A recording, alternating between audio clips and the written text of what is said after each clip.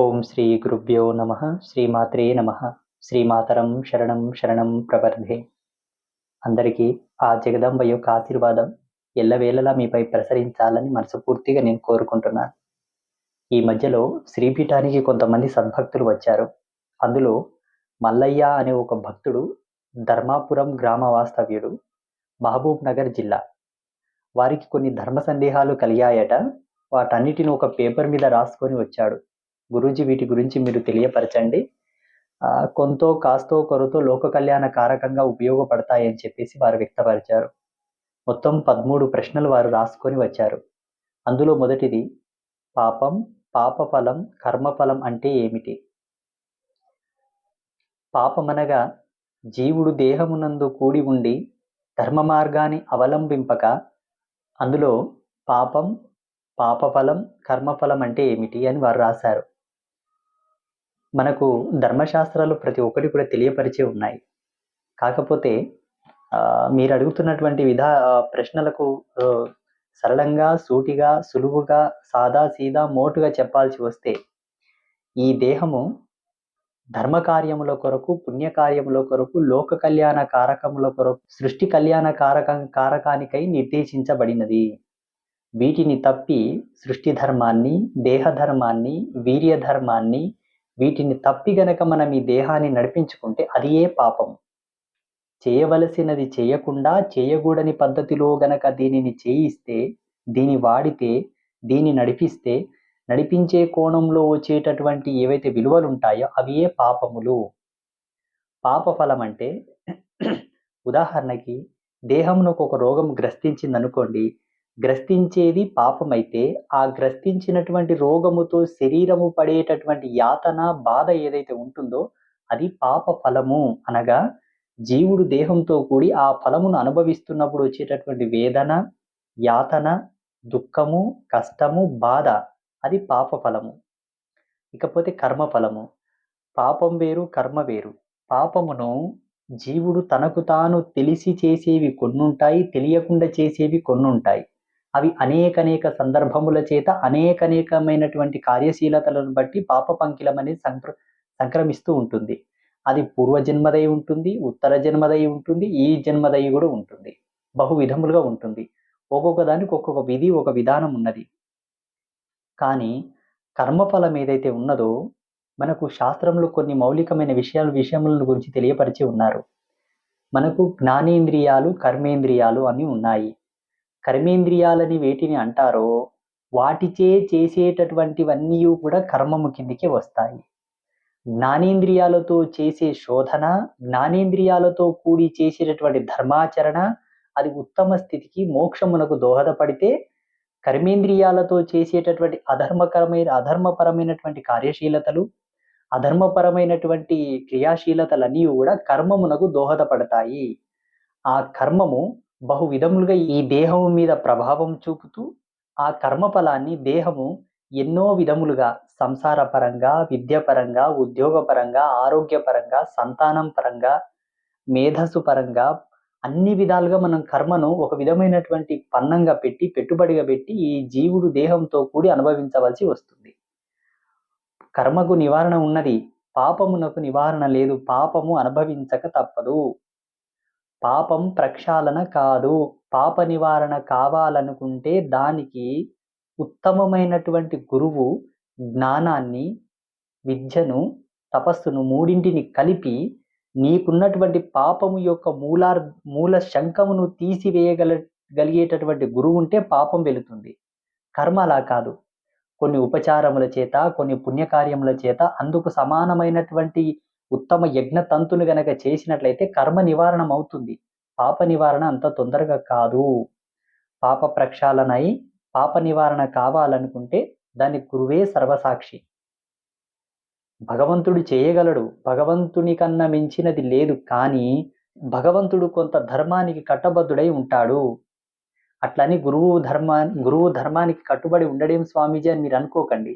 గురువు కూడా ధర్మంలో అంతర్భాగమే, ధర్మానికి కట్టుబడే ఉంటాడు. కానీ గురువు కారుణ్యమూర్తి, గురువు దయాహృదయుడు.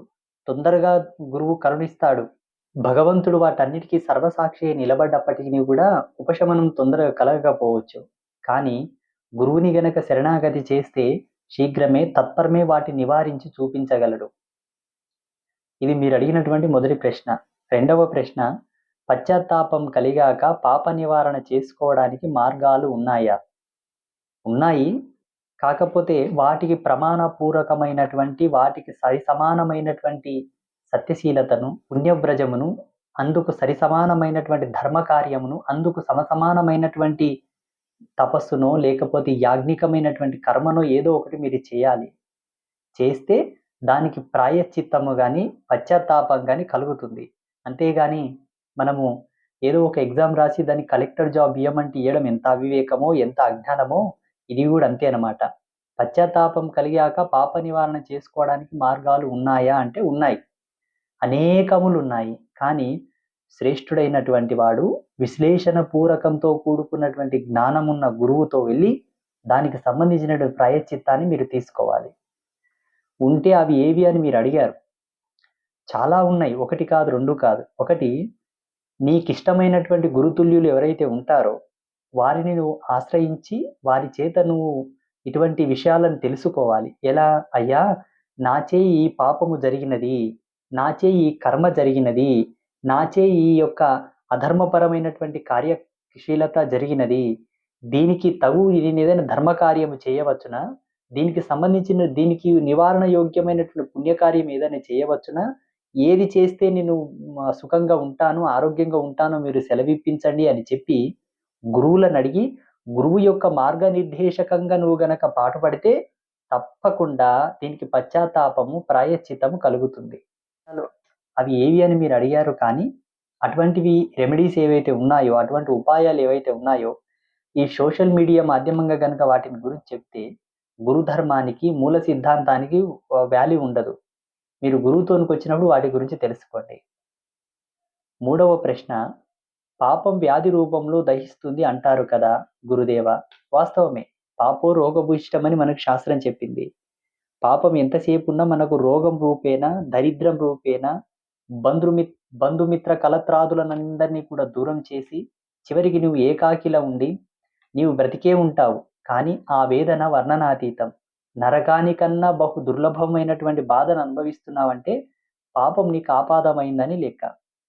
వాస్తవానికి పాపం వ్యాధి రూపంలో దహిస్తుందంటారు కదా గురుదేవా.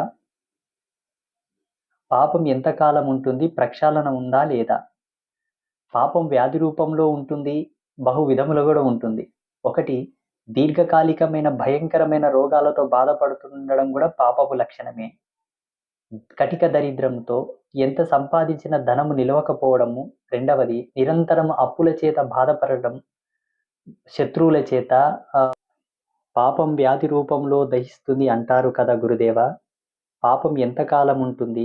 ప్రక్షాళన ఉందా లేదా? పాపం వ్యాధి రూపంలో ఉంటుందన్నది ఎంత సత్యమో, ఆ వ్యాధి భయంకరమైనటువంటి స్థితితో ఉండి అసలు నీకు జీవించడమే బహు దుర్భరము, ఎందుకు జీవిస్తున్నాను భగవంతా అనే స్థితి కూడా నిన్ను తీసుకెళ్ళవచ్చు. నువ్వు చేసినటువంటి ఆయా పాపముల యొక్క తీవ్రతను బట్టి. ఈ సృష్టికి ఒక ధర్మం ఉన్నదండి. ఏంటంటే, దేనిని నువ్వు నాటుతున్నావో దానినే కోసుకొని తినగలవనేటటువంటి ఛందస్సున ఈ సృష్టి ధర్మం ఉంటుంది. అన్నిటికన్నా అజ్ఞానము, అన్నిటికన్నా అమాయకత్వం ఏంటో తెలుసా? ఈ సృష్టిలో వాయువును పీలుస్తూ విడుస్తున్నది ఎంత సత్యమో, పాపాన్ని చేస్తున్నావంటే అనుభవించడం కూడా అంతే సత్యము. వాయువును పీల్చి కుంభించిన వాడు ఎన్ని పాపాలు చేసినా అనుభవించడు. వాయువును పీల్చి విడుస్తున్నావంటే పాపము చేస్తే అనుభవించాల్సిన దానికే లెక్క. అర్థమైందా? మీరు వాయువును పీల్చకుండా ఉండి పాపం చేయండి, మీకు పాపభారం పడదు. ఒకవేళ వాయువును పీల్చుకొని కుంభించి జీవితాంతం కుంభక స్థితిలో గనక జీవించినట్లయితే, అంతటి శక్తి సామర్థ్యాలు మీతో ఉంటే మీరు చేసిన పాపం మీకు అంటదు.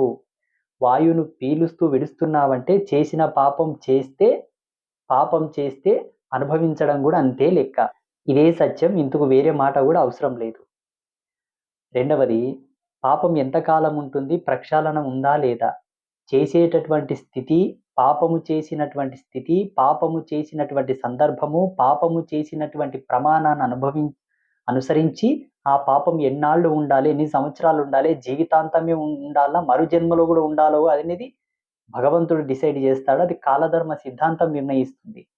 ఇన్నాళ్ళు నీకు పాపం ఉంటుంది, ఇన్నాళ్ళ తర్వాత పోతుందని చెప్పే ఛందస్సు ఎవరితో లేదు. ప్రక్షాళన ఉందా లేదా అంటే ఉంటుంది. ఈ సృష్టిలో ఒకటొచ్చిందంటే పోవడం ఉంటేనే వస్తుంది. పోవడం లేకపోతే ఏదియూ రాదు. వచ్చిందంటే దానికి పోకముంటుంది. అది సృష్టి ధర్మం, సృష్టి నియమం అది. భగవంతుడు ప్రమాణపూర్వకంగా చేసి చూపినటువంటి సత్యం అది. ప్రక్షాళన ఉంటుంది. నిజ గురువులను ఆశ్రయించి దానికి సంబంధించినటువంటి తంతు భేదనాన్ని అనుసరించి దాని యొక్క ప్రక్షాళనను మీరు స్వీకరించాల్సి ఉంటుంది. 4వ ప్రశ్న, మానవుడు తరించడానికి మార్గం. మానవ జన్మలో మనిషి తరించడానికి ఎటువంటి మార్గాలు అవలంబించినా, ఎటువంటి మార్గాలలో వెళ్ళినా కూడా ఆయా మార్గాలకు సంబంధించినటువంటి నియమావళి కట్టుబడి ఉన్ననాడే తరించగలడు. కానీ సర్వమానవాళి యొక్క సౌభ్రాతృత్వానికి అన్నిటికీ సంబంధించినటువంటి ఉత్తమోత్తమైన మార్గం ఒకటే. అదే రాజయోగ ధర్మము. ఉదాహరణకు మీకు ఒక ఎగ్జాంపుల్ చెప్తాను. ఒక విత్తనాన్ని నాటి సకాలంలో దానికి పువ్వులు పూయాలని ఎలా ఆశపడతామో, ఒక పంటను వేసి సకాలంలో పంట చేతికి రావాలని ఎలా ఆశపడుతుంటామో, జన్మ ఎత్తిన తర్వాత ఏ వయసుకు జరగవలసినటువంటి గౌరవ మన్ననలు, ఏ వయసులో జరగవలసినటువంటి శుభకార్యములు, ఏ వయసులో జరగవలసినటువంటి మంచి చెడులు ఆ వయసులో చేసినటువంటి జీవుడే తరించగలడు. కొంతమంది ఉద్యోగరీత్యా, వ్యాపార రీత్యా, సంపాదన రీత్యా ఇంకా సెటిల్ అవ్వలేదు, అదవ్వలేదు, ఇదవ్వలేదని చెప్పి నిర్లక్ష్యం చేస్తూ శరీరాన్ని గాలికి వదిలేసి జీవిస్తూ ఉంటారు. అటువంటి వాళ్ళు ఎన్నటికీ తరించరు. ఎత్తిన జన్మకు అర్థం తెలుసుకొని జన్మకర్మ సంభవముతో కూడుకున్నటువంటి తంతును అనుసరించిన వాళ్ళే తొందరగా తరించగలరు. ఇది అందరూ బాగా గుర్తుపెట్టుకోవాలి. ఈ మధ్యలో ఒక ఫ్యాషన్ అయిపోయింది. ఏంటి? నాకింకా ఉద్యోగం రాలేదు, సెటిల్ అయిన తర్వాత పెళ్లి చేసుకుంటాను. నాకింకా ఏ విధమైన బేసికల్ ఇన్కమ్ లేదు, నాకు సంపాదన అనేది ఏదైనా ఒకటి తటస్థించిన తర్వాత వివాహం చేసుకుంటాను. మీరు ఎంత మాయలో వెళ్తున్నారు, ఎంత అజ్ఞానంలో ఉంటున్నారో మీకే తెలియటం లేదు. ఇక్కడ మల్లయ్య గారు అడిగినటువంటి ప్రశ్నకు మానవుడు తరించడానికి మార్గం ఏది అని వారు అడిగారు కాబట్టి ఇవల్ల చెబుతున్నాను. మానవుడు తరించుటకు రాజయోగ మార్గమే సర్వశ్రేష్టము. ఉత్తముడైనటువంటి గురువును ఆశ్రయించి గురువు చేత పొందినటువంటి జ్ఞానాన్ని గ్రోలుతూ అట్టి జ్ఞానంతో కూడినటువంటి జీవన ప్రయాణమే జీవుడు తరించుటకు ముఖ్యమైనటువంటి మార్గం. అంతకు మించినటువంటి మార్గం వేరొకటి లేదు. వేదాంత సత్యములను విశ్లేషించి వేదాంత ధర్మానికి కట్టుబడి యజ్ఞ యాగాది క్రతువులు చేస్తూ మంత్ర అనుష్ఠానాది చంద్రికలను అవలంబిస్తూ సాధన క్రమంతో తపస్సుతో యోగసిద్ధితో తరించవలేనని ఎవరిని కోరుకున్నా కూడా అందుకు సంబంధించినటువంటి నియమావళికి లోబడి కట్టుబడి జీవించినట్లయితే తరించగలరు. కానీ జీవిస్తారో జీవించరో, కట్టుబడి ఉంటారో ఉండరో మీరే నిర్ణయించుకోవాల్సి ఉంటుంది. దానికి ధర్మం ఏ విధమైనటువంటి ప్రమాణాన్ని ఇవ్వదు, మీకు మార్గం ఇస్తుంది. నడిచే ధర్మం, నడిపించుకునే ధర్మం, నడిచే ధర్మం అంతయు మీపై ఆధారపడి ఉంటుంది. 5వ ప్రశ్న, లలితమ్మ శ్రీరాముని తత్వాలు ఒకటేనా? శ్రీరాముడు పురుష రూపంతో పురుష ధర్మాలతో విలసిల్లేటటువంటి భగవతత్వం అయితే, స్త్రీతత్వంతో శ్రీ చైతన్య స్వరూపకంగా సృష్టి యొక్క ప్రథమ కళ, సృష్టి యొక్క మూల కళ, సృష్టి యొక్క మూలాత్మకమైనటువంటి భగవత్ తత్వంతో ఉన్నటువంటి శక్తి లలిత. లలితా పరమేశ్వరి యొక్క మూల స్వరూపం, లలితా పరమేశ్వరి యొక్క పురుష స్వరూపం, లలితా పరమేశ్వరి యొక్క కళ్యాణకారకమైనటువంటి దివ్యమూర్తి, పురుషమూర్తి శ్రీరామచంద్రుడని చెప్పవచ్చు. తప్పు ఏమీయూ లేదు. ఎందుకంటే శ్రీమన్మహాదేవి అయినటువంటి లలితా పరమేశ్వరి యొక్క గుణగణాలు, ఆమె యొక్క సౌజన్యము, లావణ్యము, తేజస్సు, ఆ ముగ్ధ మనోహరమైనటువంటి సౌందర్య తేజపుంజం అంతయు కూడా శ్రీరామచంద్ర ప్రభు యొక్క తేజోపుంజములతో సమసమానంగా కలుస్తాయి. లక్షణాలు, పోలికలన్నీ కూడా ఆ శాంతము, సౌమ్యము, మృదుత్వము అంతయు కూడా సేమ్ ఉంటుంది. శ్రీరామచంద్ర ప్రభువు లలితా పరమేశ్వరి యొక్క ఆ శక్తి సామర్థ్యాలు అనుకోండి, లేకపోతే ఆ గుణగణాలు అనుకోండి, ఆ యొక్క దైవ తత్వం అనుకోండి, దైవీ గుణగణాలు అనుకోండి, సేమ్ ఉంటాయి. ఏమీ భేదము లేదు. పురుషతత్వంతో శ్రీరామచంద్రుడైతే స్త్రీతత్వంతో లలితా పరమేశ్వరి. 6వ ప్రశ్న, మార్తాండ భైరవుడు ఎవరు? మనకు భైరవుడు అంటే సాక్షాత్తు శివాంశ సంభూతుడు. మార్తాండ భైరవుడు అంటే భైరవ స్వరూపాల్లో అదొక అంశ. మార్తాండ భైరవుని గురించి మనకు ఎన్నో తంత్రశాస్త్రాల్లో వివరణ ఉన్నది. మార్తాండ భైరవుడి యొక్క సాధన క్రమం అనేది కూడా కొంత తీవ్రతతో కూడుకున్నదై ఉంటుంది. మార్తాండ భైరవుడు ఎవరు అనగా శివపరమేశ్వరుడు, శివుని యొక్క ఒక అంశ, శివుని యొక్క ఉగ్ర స్వరూపాలలో ఇదొక స్వరూపం. మార్తాండ భైరవుడి యొక్క వివరణ మీకు కావాలనుకుంటే అది తాంత్రికమైన పరిభాషలో తెలియపరిచేటటువంటి విధి. ఇట్లా సోషల్ మీడియా మాధ్యమంగా దాన్ని చెప్పకూడదు. దానికి కొన్ని ధర్మాలున్నాయి, కొన్ని కట్టుబాట్లున్నాయి. నేను అందరిలాగా సోషల్ మీడియాలో అన్ని విషయాలు చెప్పాలనుకోవడం నాకు నచ్చదు. కొన్నింటికున్నటువంటి ధర్మాలను రక్షించడం, గౌరవించడం, వాటి విలువలకు తగినటువంటి మార్మికతను కాపాడడం సాధువు యొక్క లక్షణం కాబట్టి, మార్తాండ భైరవుడు అనే ఒక అంశం ఏదైతే ఉన్నదో అది సాక్షాత్తు శివాంశ. ఆయన గురించి మీకు సంక్షిప్తమైన వివరం కావాలంటే మీరు ఎప్పుడైనా వచ్చినప్పుడు నన్ను ఏకాంతంగా అడగండి, చెప్తాను. 7వ ప్రశ్న, లలితామాత, దుర్గామాత ఒకటేనా? కాదు. లలితా పరమేశ్వరి అనే ఒక శక్తి సృష్టికి మూలం. ఈ జగదాధులన్నీయు కూడా, ఈ స్థావర జంగమాదులన్నీయు కూడా, ఈ అఖిలాండ కోటి బ్రహ్మాండమంతయు కూడా ఎక్కడి నుండి ఉద్భవించిందో ఆది అనంతము లేని అతీతమైన, అవ్యాజమైన, అప్రమేయమైన, అజరామరమైనటువంటి అనంతమైన చిద్విలాస శక్తి, మూల శక్తి, ఎరుకలో తోచినటువంటి మూలస్థమైన శక్తి ఎక్కడి నుండి ఆరంభముంది అనుకుంటే అదే లలిత. దుర్గా భవాని ఎవరైతే ఉన్నారో, దుర్గమాసురుని వధించుటకు వచ్చినటువంటి సందర్భాన్ని అనుసరించి దేవతలందరూ కూడా దుర్గతుల పాలై, ఆ దుర్గతుల నుంచి వారిని రక్షించుటకు వచ్చినటువంటి శక్తి చైతన్యానికి ఏదైతే పేరుంటుందో అది ఏ దుర్గా. మధ్యాంతర సమయం లోపల యుగధర్మాన్ని అనుసరించి దుర్గమాసురుని వధించుటకు వచ్చినటువంటి శక్తి చైతన్యానికి ఉన్న రూపానికి ఉన్న నామమే దుర్గా. లలిత అలా కాదు. లలితా పరమేశ్వరి సృష్టి యొక్క అనంతమైనటువంటి మూలశక్తి. ఆమెకు ఆది అంతము లేదు. ఇక్కడి నుంచి వచ్చిందని చెప్పడానికి లేదు, ఎక్కడి నుంచి వచ్చిందో చెప్పడానికి లేదు. అనంతము, అవ్యాజము, అప్రమేయము, అజేయము, అదియే లలిత. లలిత వేరు, దుర్గా వేరు. 8వ ప్రశ్న, నామానికి మంత్రానికి తేడా ఏమిటి? నామజపం అందరూ చేయవచ్చు. సర్వకాల సర్వావస్థల యందు సర్వమానవాళి తరించుటకు చేసేటటువంటి జపము నామజపము. మంత్రజపం అటువంటిది కాదు. మంత్రానికి తీవ్రత ఎక్కుంటుంది, పవర్ ఎక్కుంటుంది. మంత్రంతో దేన్నన్నా శాసించవచ్చు, నామజపంతో అన్నీ శాసించలేవు.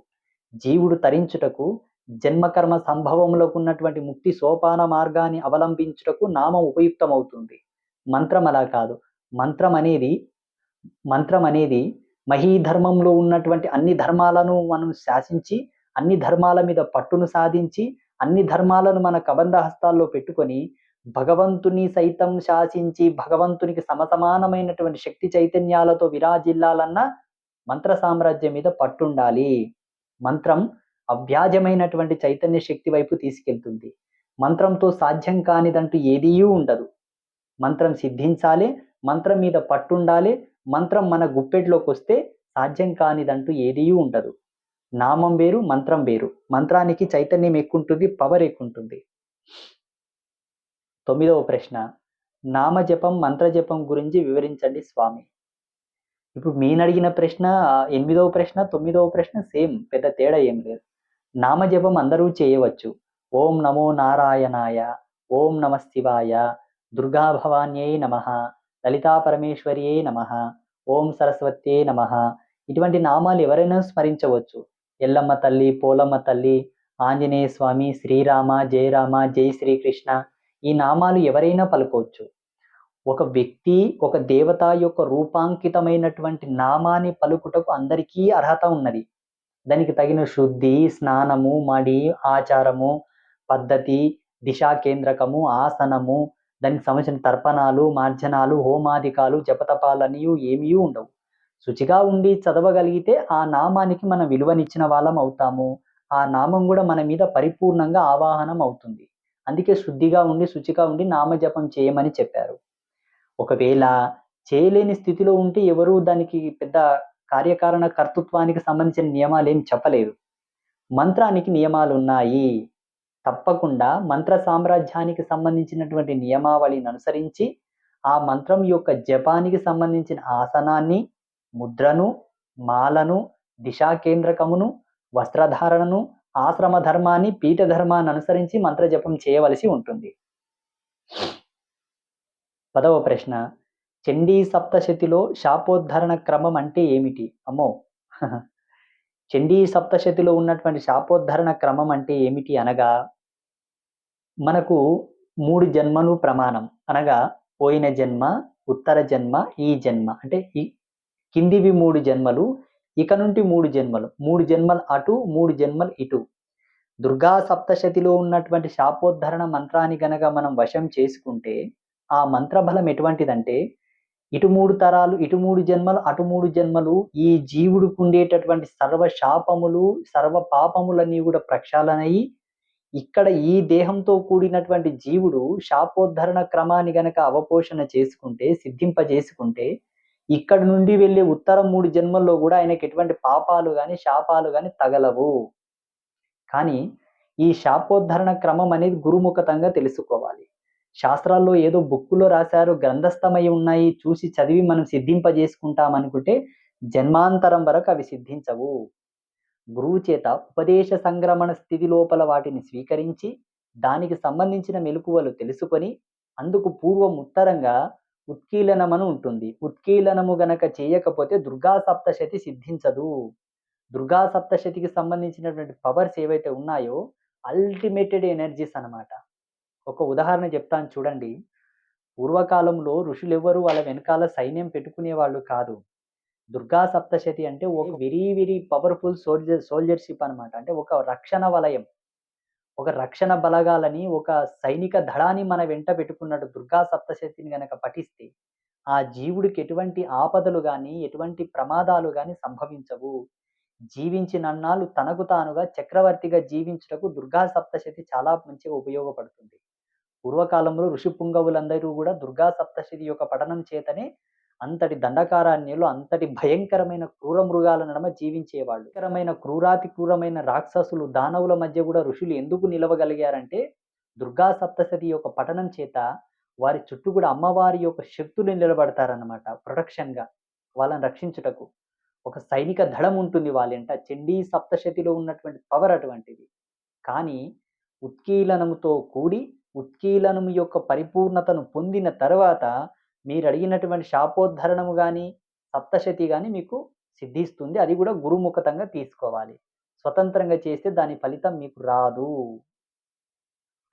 ఇచ్చే గురువు గూడా దుర్గా సప్తశతి మీద సంపూర్ణమైన పట్టున్నవాడైతేనే దాని యొక్క ఫలితం మీకొస్తుంది. ఆయన కనీసము 18 సంవత్సరాలన్న దుర్గా సప్తశతి యొక్క పఠనం చేసి ఉండాలి. లేదా దుర్గా సప్తశతి యొక్క జప, తప, తర్పణ, హోమాది క్రియలు చేసి పరిపూర్ణమైన నిష్ణాత తత్వంతో కూడి ఉన్న గురువే దాన్ని ఇవ్వగలడు. మీకు ధార పోయగలడు. ఆయన ధారబోసినటువంటి ఆ ఉపదేశ సంస్కారం చేత మీరు దాన్ని పఠించినా మీకు సిద్ధిస్తుంది. లేకపోతే సిద్ధించదు.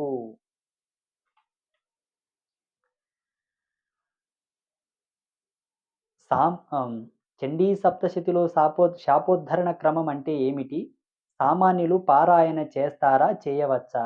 చేయవచ్చు. పారాయణ చేసి అందుమూలంగా మీకేదైనా శుభం కలగాలనుకుంటే మీరు చేయవచ్చు. జగదంబ నామస్మరణతో సర్వ శుభాలు కలుగుతాయి. అమ్మా అని పిలిస్తే అన్నీ వచ్చినట్టే. ఇది అందరూ అంగీకరించినటువంటి విషయమే. కానీ, ఈ సప్తశతి పఠనం చేత, శాపోద్ధరణ క్రమం చేత మీరు ఏదన్నా ప్రత్యేకమైనటువంటి శక్తులు పొందాలన్నా, ప్రత్యేకమైన కోరికలు పొందాలనుకున్నా, ప్రత్యేకంగా మీరు ఏదన్నా ఆస్వాదించి స్వీకరించాలనుకుంటే, అందుకు సంబంధించినటువంటి షరతులు గాని, మర్యాదలు గాని పాటించక తప్పదు. ఊక చదివి మీరు పుణ్యం గడించుకుంటామంటే చదువుకోవచ్చు. తప్పేం లేదు. 11వది అందరికీ ఆమోదయోగ్యమైన నామం సెలవీయండి మాత. హ్మ్. ఈ జగతిలో సర్వజనులు, సకల దేవతలు తరించగలిగేటటువంటి నామం ఒకటే. జగదంబ నామం. అదే ఓం శ్రీ మాత్రే నమః. అమ్మా అని పిలవగలిగిన వాడు, శ్రీ మాత్రే నమః అని తలవగలిగిన వాడు పుణ్యాత్ముడు. సాక్షాత్తు దేవతలే స్మరిస్తారు కదా! ఇంకా అందుకు మించిన నామం ఉంటుందా? ఇక్కడ అమ్మ అన్న, శ్రీమాత అన్న అదేదో స్త్రీలింగార్థకము ఆడవాళ్ళని తలిసినట్టు, ఆడదేవతలను తలిసినట్టు, అమ్మవారిని స్మరించినట్టు కాదు. లింగ భేదము లేకుండా దేవ, జీవ ఈ రెండింటికి అతీతమైనటువంటి శబ్దార్థకమది. జీవుడికి, దేవుడి కన్నా అతీతమైనటువంటి శబ్దవాచకం ఏదైనా ఉన్నది అంటే అది ఏ శ్రీహిం అనగా శ్రీ, మాత, అమ్మ ఇవి అన్నీయు అమ్మ ఇవి ఏంటివంటే సృష్టిలో ఉన్నటువంటి జీవుడు కానీ, దేవుడు కానీ, దేవత కానీ, దైవతత్వం గాని, దైవీ తత్వం గాని, జీవన విధానానికి సంబంధించినటువంటి జీవుడి యొక్క ధర్మాల కన్నా కోటి రెట్లు అతీతమైనటువంటి నామం ఇది. శ్రీమాత. ఓం శ్రీమాత్రే నమః. ఇది సర్వజనులు, సకల మానవాళి, సర్వ దేవతల ఉపాసించేటటు పలకగలిగి, తరించగలిగేటటువంటి నామం. 12. లలితా పారాయణ విధి ఎలా చేయాలి? లలితా పారాయణ విధి కూడా గురూపదేశం ఉండాలండి. గురుముఖతంగా గురువు చెప్పినటువంటి పద్ధతిని అనుసరించి గురువు చేత గ్రహించగలిగితే లలితా పారాయణ విధి వల్ల మీకు తగిన ఫలితం సిద్ధిస్తుంది. స్వతంత్రంగా లలితా పారాయణం చేస్తామంటే అమ్మవారి యొక్క అనుగ్రహం, పుణ్యం వస్తుందండి, తప్పు లేదు. కానీ ఆ పారాయణ విధికి సంబంధించినటువంటి నియమావళి, ఆ అనుష్ఠానాది క్రియలన్నీ కూడా గురుముఖతంగా తెలుసుకొని చేయండి, మీకు శ్రేష్టం. 13. చిన్న చిన్న విగ్రహాలు ఇంట్లో ఉండవచ్చా? చిన్న చిన్న విగ్రహాలనేం కాదండి. మనకు ధర్మశాస్త్రాల్లో కొన్ని ప్రమాణాలు క్లియర్‌గా చెప్పి ఉన్నారు. యజమాని తన 5 వేళ్లల్లో ఏ వేలి సైజు విగ్రహాలన్నా పెట్టుకోవచ్చు. మోటు కొలత. ఏ వేలు సైజుతో కూడిన విగ్రహాలన్నా మీరు తెచ్చి పెట్టుకోవచ్చు. బొటన వేలు, చూపుడు వేలు, మధ్య వేలు, ఉంగరపు వేలు, చిటికెన వేలు. ఈ 5 వేళ్లలో ఏ వేలు సైజుతోనైనా మీరు విగ్రహాలు చేయించి పెట్టుకోవచ్చు. పొడవు చెప్పారు. మరి లావెంత ఉండాలి స్వామీజీ అని మీరనుకోవచ్చు. మోటండి. ఏమి లేదు. మీ 2 వేలు కలిపితే ఎంత లావు ఉంటుందో అంతకంటే ఎక్కువ లావు విగ్రహాలు పెట్టుకోకూడదు. నువ్వు ఏ వేలన్నా కలుపు. 2 వేళ్ళు కలిపితే ఎంత లావుంటాయో, ఆ 2 వేలు ఎంత లావయితాయో అంత ఇసరం విగ్రహాలు మీ ఇంట్లో పెట్టుకోవచ్చు. ఇది కూడా మోటు కొలత. ఒకవేళ ఫోటోలు పెట్టుకోవాలనుకుంటే మనం మూర అంటాం చూడండి. ఈ వేళ్ళ చివరి నుంచి మణికట్టు ఈ మోచేతి వరకు ఎంత పొడుగుంటుందో అంత పొడుగు విగ్రహాలు ఫోటోలు ఇంట్లో పెట్టుకోవచ్చు. ఇది కూడా మోటు కొలత. ఇక్కడ మీరడిగినటువంటి ప్రశ్నలో ఈ 13 ప్రశ్నల్లో నాకన్నిటికన్నా ఒక ప్రశ్న బాగా అనిపిచ్చింది. ఏంటంటే, పాపం వ్యాధి రూపంలో దహిస్తుంది అంటారు కదా గురుదేవా! పాపం ఎంత కాలం ఉంటుంది? ప్రక్షాళన ఉందా లేదా? ఇదొకటి. పాపం, పాపఫలం, కర్మఫలం అంటే ఏమిటి? మొదటి ప్రశ్న, మూడవ ప్రశ్న నాకు బాగా నచ్చాయి. ఇక వాళ్ళు పశ్చాత్తాపం కలిగాక పాప నివారణ చేసుకోవడానికి మార్గాలు ఉన్నాయా అంటే ఉన్నాయి. ఆయా పాపం యొక్క తీవ్రతను బట్టి దానికి సంబంధించినటువంటి సాధననో, జపమో, తపమో, పుణ్యమో మీరు సమసమానమైనటువంటిది చేయాల్సి ఉంటుంది. సరి అయినది చేస్తే నివారణ, పశ్చాత్తాపం, ప్రాయశ్చిత్తం. చేయకపోతే కాదు. పాపం వ్యాధి రూపంలో దహిస్తుంది అంటారు కదా!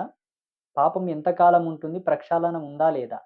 పాపం వ్యాధి రూపంలో దహిస్తుందని కాదు. ఎన్నో రకాలుగా దహిస్తుంది. పుత్రశోకంతో. పుత్రశోకంతో కూడా పాపం దహిస్తుంది. మనకు రామాయణంలో దీని ఉదాహరణ ఉన్నది. శ్రవణ కుమారుని మీద దశరథ మహారాజు బాణం వేస్తే, ఆ తల్లిదండ్రులు శాపం పెడతారు. ఆ శాపం పాపంగా పరిణమిల్లి, ఆ పాపాన్ని అనుభవించడానికి దశరథ మహారాజు కూడా పుత్రశోకంతో మరణిస్తాడు. వాళ్ళు పుత్రశోకంతో మరణించినట్లే ఈయన కూడా పుత్రశోకంతో మరణిస్తాడు.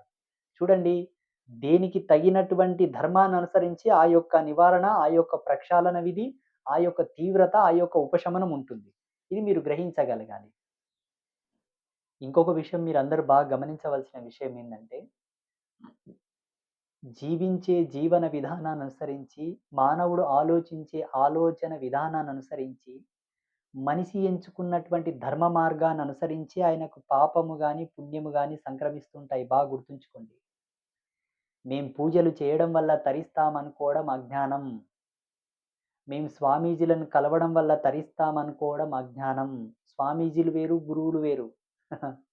మీరు గురువులను, స్వామీజీలనంతా చేసి ఒకే గుంపులో కట్టి పడేస్తున్నారు. అది మీ అజ్ఞానానికి పరాకాష్ట. గురువులలో గుర్తునెరగవలె. గుర్తునెరిగి గురి ఉన్నవాడే గురువు. స్వామీజీలందరూ గురువులు కారు. స్వామీజీలు పుట్టగొడుగుల్లాగా పుట్టుకొస్తూనే ఉంటారు. అందరూ స్వామీజీల్లాగా గురువులు ఉండరు. గురువులు వేరు. గురువులు సెపరేట్, స్వామీజీలు వేరు. ఇంకొకటి, పాపమనేది అనుభవించి తీరాల్సే ఉంటుంది తప్పిస్తే పాప ప్రక్షాళన చేయడానికి, పాప నివారణ కొరకు, పాపాన్ని ఉపశమింపజేయడానికి సంబంధించినటువంటి రెమెడీస్ గానివ్వండి, ఉపచారాలు గానివ్వండి, ఉపక్రమణమైనటువంటి క్రియాశీలతలు గానివ్వండి, ధర్మశాస్త్రాలు ఉద్ఘాటించి చెప్పగలిగాయి గాని ప్రమాణం కాదు. మనకు ధర్మం ఎంత ప్రమాణమో ఆ ధర్మ సాక్షిగా నేను చెప్తున్నాను. పాపాన్ని అనుభవించక తప్పదు. ఉపశమనం కలగవచ్చు. దానికి గూడా ప్రమాణాలున్నాయి.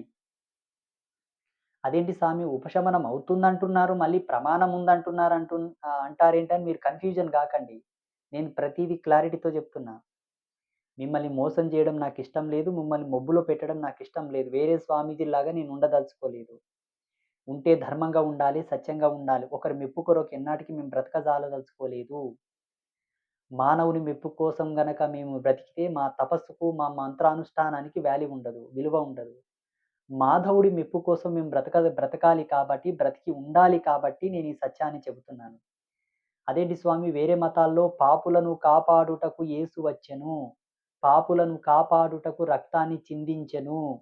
పాపుల కొరకే మా దేవుడున్నాడు. పాపుల కొరకే మా చర్చిలున్నాయి. పాపులను పావనము చేయుటకు మా పాస్టర్స్ ఉన్నారు అని అనుకోవచ్చు. ఇది సర్వసామాన్యమైనటువంటి ధర్మ సందేహమే. అందరికీ వస్తుంది. నాకు గూడా వస్తది. తప్పేముంది? మనిషి జన్మ ఎత్తిన తర్వాత ఎన్నో సందేహాలొస్తుంటాయి. ఎన్నో అనుమానాలొస్తుంటాయి. తప్పు కాదు. కానీ వచ్చే సందేహానికి ఒక విలువ ఉండాలి. వచ్చే అనుమానానికి ఒక క్లారిటీ ఉండాలి. ఒక ప్రమాణం ఉండాలి. అప్రమాణమైనటువంటి అనుమానము, అప్రమాణమైనటువంటి ఆలోచన, అప్రమాణమైనటువంటి సందేహము గూడా దేనికి పనికిరానిదై ఉంటుంది.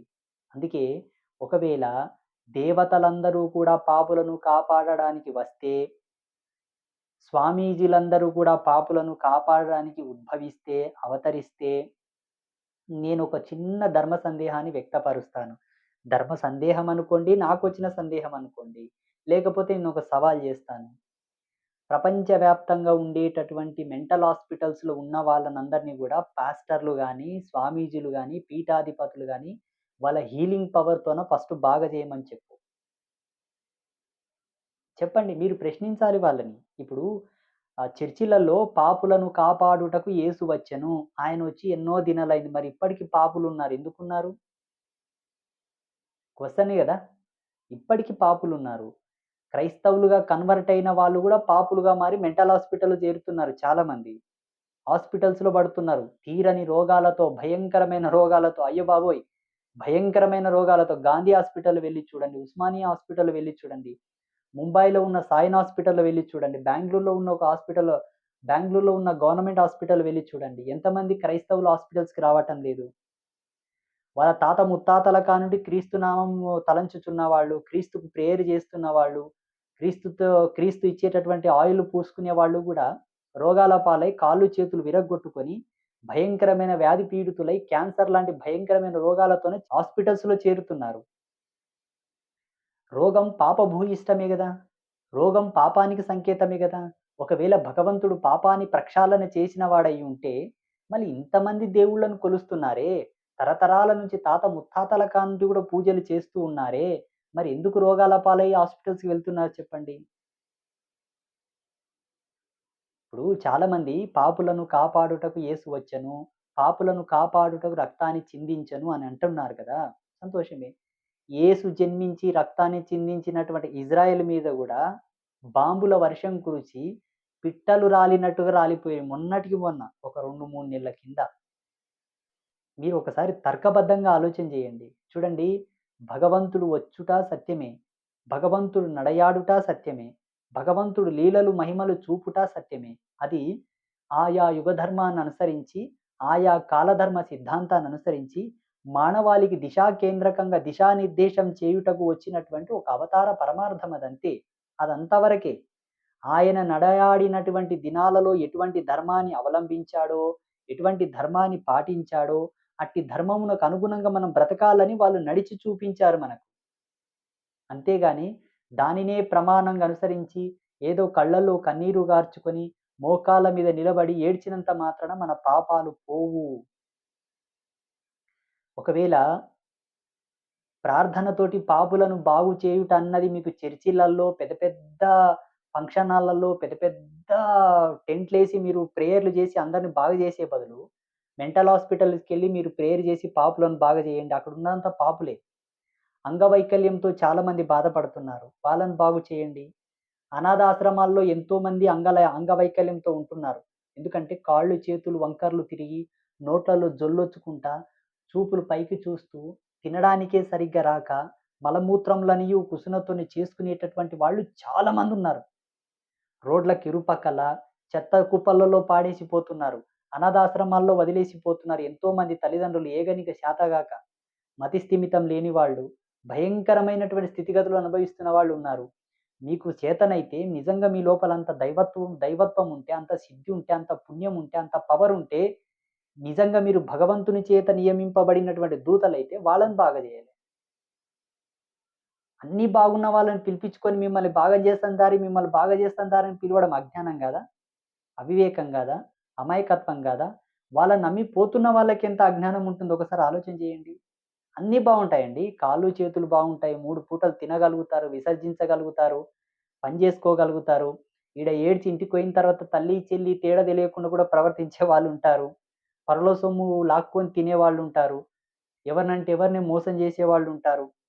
మనకు ధర్మశాస్త్రాల్లో చిన్న పిల్లలను, వృద్ధులను, అనారోగ్యంతో ఉన్నవాళ్ళను, అంగవైకల్యంతో ఉన్నవాళ్ళు, మతిస్థిమితం సరిగ్గా లేని వాళ్ళను, నపుంసకులను మోసం చేస్తే పాపమని చెప్పి ఉన్నారు. వీళ్ళకి ఆ ధర్మాలు తెలవవు. ఎవరినంటే ఎవరిని మోసం చేస్తుంటారు. చిన్న చిన్న పిల్లల మీద అఘాయిత్యం చేస్తుంటారు. ధర్మానికి కట్టుబడి ఉన్నవాడు గదా! పాపాన్ని జయించగలడు.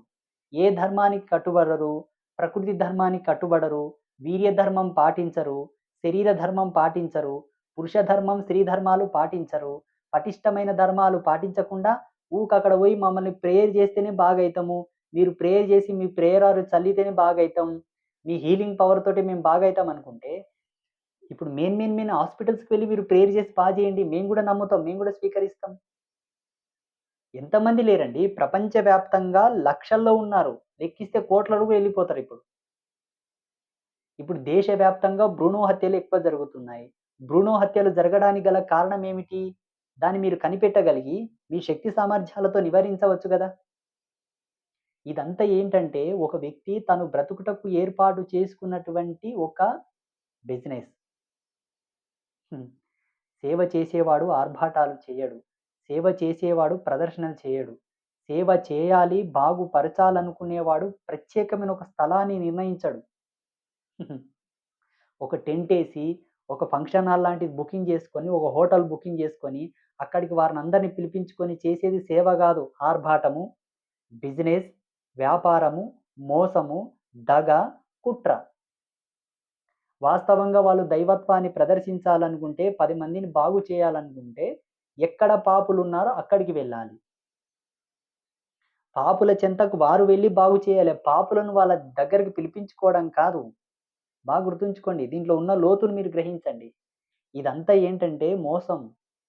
మీరు ఎలా బ్రతకాలో అలా బ్రతకమని చెప్పగలిగిన వాడు నిజమైనటువంటి దైవత్వం కలిగినటువంటి దేవదూత. దానికి మెయిన్ బేస్ ఏందంటే ధర్మం. ధర్మానికి రూపాలేంటంటే శీలం, పాతివ్రత్య ధర్మం, స్త్రీకి గాని, పురుషుడికి గాని మెయిన్ ప్రథమ భూమిక. రెండవది సత్యవాక్కు. అంటే వాక్కు యొక్క ధర్మం, మాట తీరు. మూడవది దైవత్వాన్ని ఆరాధించే విధి. అది ప్రకృతి అనుసంధానంగా ప్రకృతి యొక్క ధర్మానికి కట్టుబడి ప్రకృతి యొక్క మూలాలను అనుసరించి చేసేటటువంటి విధి. దైవ విధి అనగా దేవతా ఆరాధన, ఉపాసన, పూజా విధి అది కూడా ప్రకృతికి అనుసంధానంగా. మూడోది మాట, సత్యాన్నే పలుకువాడు. మూ రెండవది మాట, సత్యాన్ని పలుకువాడు, సత్యాన్ని తెలియపరచువాడు. మూడవది శీలధర్మం, వీర్యధర్మం, పురుషధర్మం, స్త్రీధర్మం, మాతృధర్మం, పితృధర్మాన్ని అనుసరించుటయే అసలైనటువంటి దైవ విధి. వీటిని తెలుసుకోండి. సదాచార సంపన్నులై విరాజిల్లండి. అది మిమ్మల్ని పాపం నుండి దూరం చేయగలదు. పాపం నుండి మిమ్మల్ని వేరు చేసి, మిమ్మల్ని తరింపజేసి, కర్మ నివారణ చేసి, మిమ్మల్ని భగవంతుని యొక్క కృపాశీలతతో ఎంత పరిశుద్ధంగా మీరు ఉద్భవిస్తారో, అంతే పరిశుద్ధంగా తన యందు లీనం చేయటానికి మీకొక మార్గమది. అంతేగాని ఇవేవి పాటించకుండా, ఇవేవి చేయకుండా కేవలం మోకరిల్లి ఏడిసినంత మాత్రానే మేము పుణ్యాత్ములం అవుతాం అనుకుంటే అది మీ అజ్ఞానం. మీ అవివేకం, మీ అజ్ఞానం. దీంట్లో ఎటువంటి సందేహము లేదు. నిర్మోహమాటంగా నేను చెప్తున్నాను. మనకు భగవంతుని కొలవాలంటే కొన్ని ప్రమాణాలున్నాయి. ఎవరు దేవుడు? ఏ దేవిని కొలవాలే? కొలవాలనుకుంటే ఏమేం చేయాలి? ఎలా ఉండాలని మనకు ప్రమాణాలున్నాయి. ఏ ప్రమాణం పాటించకుండా, ఏ విలువలు స్వీకరించకుండా, ఎవరో వచ్చారు, ఏదో చేశారు, మేము గూడా ఏదో అయిపోతాం అనుకుంటే, వచ్చినాయన ఈడికి 1500 సంవత్సరాలు, 1000 సంవత్సరాలయింది. ఇంకా గూడా పాపులున్నారు. ఎందుకుంటారు? మా ధర్మశాస్త్రాలు అలా చెప్పలేదు. ఏం చెప్పాయో తెలుసా? నువ్విది పాటించు. పాటిస్తేనే పరమాత్మ తత్వం నీకర్థమవుతుంది. పరమాత్మ నిన్ను అనుగ్రహించాడు. పాటించకపోతే నీవు పాపివని చెప్పాయి. నిర్మొహమాటంగా జెప్పాయి. ధైర్యంగా జెప్పాయి. ధర్మో రక్షతి రక్షిత అన్నదాన్ని విడదీస్తే ఇవల్లా వస్తాయి మొత్తం. మీ దాంట్లో అట్లా గాదు. పాపం జేయరి మాతోనికి రారి మేము కాపాడతాం. ఇదెక్కడ న్యాయం జెప్పండి? ఇప్పుడు జైళ్ళల్లో వేసేటోళ్ళంతా ఏదో చిన్నపాటి నేరాలు చేస్తేనే జైల్లో బంధిస్తారు. మరీ పెద్ద పెద్ద నేరాలు జేసిన వాళ్ళని పెద్ద పెద్ద జైల్లేస్తారు. మోటుగా జెప్పాలంటే నేరమన్నా, పాపమన్నా ఒకటే. జీవన ధర్మాన్ని అతిక్రమించి చేసేవన్నీ గూడా పాపాలే. జన్మ ధర్మాన్ని అతిక్రమించి చేసేవన్నీ గూడా పాపాలే. జీవన నైపుణ్య ధర్మాన్ని అతిక్రమించి చేసేవన్నీ గూడా పాపాలే. వీళ్ళనందరిని గూడా ఇప్పుడు జైల్లో బంధిస్తున్నారు. అప్పుడు రాజులు చెరసాలలో వేసేవాళ్ళు. అంటే చెరసాల అంటే అక్కడ చాలా వేదన ఉంటుందనమాట. ఇప్పుడు జైల్లు. మీ భాషలో చెప్పాలంటే జైలు. ఇంగ్లీష్‌లో చెప్పాలంటే జైలు. ఇప్పుడు జైల్‌లో ఉన్న వాళ్ళంతా తీసుకపోయి చర్చిలో కూర్చోబెడితే ఇంగ పావనం చేసేస్తారా? పాపులనంతా ప్రక్షాళన చేస్తారా? మళ్ళా జైల్లెందుకు? పాపం జేస్తే ఆ పాపులను కాపాడుటకే జీసస్ ఉన్నాడని వీళ్ళు చెప్తున్నారు గదా! మళ్ళీ ఇవన్నీ పాపాలే. ఈ పాపం జేసినోళ్ళంతా తీసుకపోయి వాళ్ళ ముందల కూర్చోబెడితే అయిపాయే గదా! జైల్లేయడం ఎందుకు? పాపం జేసినోళ్ళంతా ఇప్పుడు హాస్పిటల్‌లో అడ్మిట్ అవుతున్నారు. పాపాలు జేసినోళ్ళంతా అంగవైకల్యంతో పుడుతున్నారు. రకరకాల రోగాలతో పుడుతున్నారు. వీళ్ళందరూ పాస్టర్‌లతోని పోతే అయిపోతది గదా! మెంటల్ హాస్పిటల్స్ ఎందుకింక మళ్ళా భూమి మీద? ఇది అందరికి వర్తిస్తుందండి. స్వామీజీలకు వర్తిస్తుంది, మఠాధిపతులకు వర్తిస్తుంది, పీఠాధిపతులకు వర్తిస్తుంది. ప్రతి ఒక్కరికి వర్తిస్తుంది. సనాతన ధర్మం ఎప్పుడు ఈ మాయ గురించి చెప్పలేదు. ఈ మబ్బులో చెప్పలేదు. ఈ సో కాల్డ్ స్వామీజీలంతా నిర్ణయించారు ఇవల్ల. ఈ పూజ చేస్తే ఇదైతది, ఆ పూజ చేస్తే ఇదైతది, ఈ పూజకింత, ఆ పూజకింత అని. చూడండి, ఒకవేళ మీరేమన్నా ధర్మం మీద మీరు బ్రతకాలనుకుంటే, మీరు జీవన పోషణ చేసుకోవాలనుకుంటే చేసుకోండి. కనీసమైన విలువలు మీలో ఉంటే, కనీసమైన ధర్మ మూలాలు మీకు తెలిసి ఉంటే, కనీసమైనటివి విజ్ఞాన విద్వత్తు మీద మీకు పట్టుంటే, అందుకు సంబంధించినటువంటి రుజువు మీరు తీసుకోండి. కరెక్ట్ మీరు పూజలను చేసి పంపించండి. మీరు చేసేవి ఒకలాగుంటాయి, తీసుకునేది ఒకలాగుంటది. వాళ్ళకేం మంచికి గాదు. తర్వాత ధర్మాన్ని నిందిస్తారు, ధర్మాన్ని వీడుతారు, ధర్మభ్రష్టులవుతారు. అక్కడేదో దొరుకుతుందని పోతారు. అక్కడ ఏమీ దొరకదు సున్నా. ఇక్కడ మన ధర్మంలో ఇంత బూడిది నెత్తికంటించుకుంటేనన్నా ఇంత సైంటిఫిక్ ఎవిడెన్స్ ఉన్నాయి. విజ్ఞాన దృక్పథం ఉన్నది. ఆడపిల్ల కాళ్ళకు పసుపు పెడితే వైజ్ఞానికమైన దృక్పథమే. దాంట్లో ఆధ్యాత్మికత గూడా ఉన్నది. అట్లా మన ధర్మంలో ఆలయాల ముందులున్న దుమ్ము పూసుకుంటే గూడా ఇంత పుణ్యమొస్తది. అక్కడ పోతే ఏమి రాదు. జొల్లు గార్చుకొని వస్తారు. ఉత్త సొల్లు. దయచేసి ఈ విషయాలని మీరు అర్థం జేసుకోండి. పాపము చేయకూడదు అని మన ధర్మశాస్త్రాలున్నాయి. 100% పాపం చేయొద్దు. అందుకే అన్న, చెల్లి, అక్క, తమ్ముడు ఇదిట్లా ఉండు, అదట్లా ఉండు, దాన్ని తాకొద్దు, దీన్ని తాకు, దాన్ని ముట్టకు, దీన్ని ముట్టు, ఈ టైంలో ఇట్లా చెయ్యి, ఆ టైంలో ఇట్లా చెయ్యి. ఇవన్నీ నియమాలు ఎందుకు పెట్టారంటే, ఇవాళ చేస్తే చేయకూడనివన్నీ మీరు చేస్తే పాపమొస్తది. అందుకే అవి చెయ్యొద్దు, ఇట్లా ఉండు, అట్లా ఉండు అని చెప్పింది మన ధర్మమే. ఏ ధర్మాలు అలా చెప్పలేదండి. దయచేసి అర్థం చేసుకోండి. పాపాలు రావడానికి ముఖ్యమైన కారణం ఏంటో తెలుసా? వీర్య ధర్మాన్ని పాటించకపోవడమే. సృష్టి ధర్మాన్ని అతిక్రమించి సంభోగం చేయడం వల్ల, అసాంఘిక కార్యకలాపాలకు మీరు పాల్పడడం వల్ల, అసహజమైనటువంటి పద్ధతిలో సంభోగాన్ని ఆచరించడం వల్ల, అన్నిటికన్నా స్వలింగ సంపర్కం వలన భయంకరమైన రోగాలు వస్తున్నాయి. బాగా గుర్తుంచుకోండి. తస్మాత్ జాగ్రత్త. దీంట్లో చాలా అంతరార్థం ఉందండి మీకు తెలియదు. ఆత్మ సన్యాస యోగంలో మీ ముందు శోధించాము కాబట్టి చెప్తున్నాను. ఎక్కువ శాతం రకరకాల రోగాలతో భయంకరమైన ఎంత భయంకరమైన రోగాలంటే చెప్పొద్దు. అంతటి రోగాలు రావడానికి కారణం ఏంటంటే, అసహజమైనటువంటి సంభోగ పద్ధతి. సృష్టి ధర్మాన్ని, సృష్టి యజ్ఞాన్ని కాదని శృంగార క్రీడల్లో పాల్గొనడం వలన రకరకాలుగా మీ ఇష్టానికి అలవాటు పడిపోయి బానిసలై మీరు అందులో పాల్గొనడం వలన ఎంత అంటే పశువులను ఒక విధంగా ధర్మాన్ని పాటిస్తూ సృష్టి యజ్ఞ కార్యక్రమాన్ని, సృష్టి యజ్ఞ ధర్మాన్ని అనుసరించే సంభోగం చేస్తాయి పశువులు గాని, పక్షులు గాని. మనిషి పుట్టి ఇంత విద్వత్తుండి, మేధస్సుండి, ఇంతటి అభివృద్ధి పదంలో నడుస్తున్నా గూడా, ఆ సృష్టి ధర్మాన్ని తప్పుతుండడం వల్లనే ఇంతటి దరిద్రాన్ని, ఇంతటి దౌర్భాగ్యానికి మనం పాల్పడాల్సొస్తున్నది. గుర్తుంచుకోండి. ఇందులోనే ఉన్నది మెయిన్ మూలం. సృజనకు మూలమైనటువంటి స్థానాన్ని మనం దుర్వినియోగపరుచుకుంటూ, దాన్ని నీచంగా, నికృష్టంగా వాడడం వల్లనే అన్నీ సృజించబడుతున్నాయి. భయంకరమైన వల్ల గూడా పుడుతున్నాయి. పుట్టుకు మూలమైనటువంటి స్థానాన్నే మనము అపవిత్రం చేయడం వలన, పుట్టుటకు మూలమైనటువంటి స్థానాన్ని మనము అసభ్యకరమైనటువంటి స్థితిలో వాడడం వలన అన్నీ పుట్టుకొస్తున్నాయి. ఎవరైతే ఆ ధర్మాన్ని పాటిస్తారో, ఎవరైతే ఆహ్, హ్మ్, ఆ ధర్మానికి లోబడి, ఆ ధర్మానికి కట్టుబడి ఉంటారో, అటువంటి కుటుంబాల్లో, అటువంటి డీఎన్ఏలో, అటువంటి వంశవృక్షంలో, అటువంటి యజమాని జీవితాల్లో ఎటువంటి భయంకరమైన, ఎటువంటి క్రూరమైన రోగాలు రావు. ఎటువంటి ఆహ్, పాపములు గూడా వారికి సంక్రమించవు. ఇది గుర్తుంచుకోండి. ఎవరిని ఎవరు కాపాడరు. తనకు తానే రక్ష. తనకు తానే రాజు. తనకు తానే చక్రవర్తి. బాగుపడాలన్నా, చెడిపోవాలన్నా తనకు తానే సర్వం. తనే సర్వం, తనే సమస్తం, తనే శూన్యం. ఇది యోగ ధర్మం చెప్పినటువంటి మాట. ఎవరు ఉద్ధరించరు. ఉపశమనం కలగజేయవచ్చు. ఉదాహరణకి నీకు రోడ్డు దాటడానికి చేత కాకపోతే చెయ్యి పట్టుకొని దాటిస్తారు. ఎక్కడో ఓతనో కూర్చోబెడతారు. అంతే. జీవితాంతం నీ ఎనక ఉండి నీకు ఊడిగం చేయనీకి ఆయనకు ధర్మం ఉంటది. ఆయనకు శరీరం ఉంటది. ఆయనకు జీవన యాతన ఉంటది. తనది తాను కడుక్కొని తనను తాను పావనమూర్తి చేసుకోవడానికి యోనియందు పుట్టింటాడు. మిమ్మల్ని ఎట్లా పావనం చేస్తాడు? మిమ్మల్ని పావనం చేయనీకి పుట్టెట్లాకుంటే శూన్య స్థితిలో భగవత్ తత్వంతో సకల చైతన్య కళలతో ఈ సృష్టి యందు నిబిడీకృతమై మిమ్మల్ని పావనం చేస్తుండే.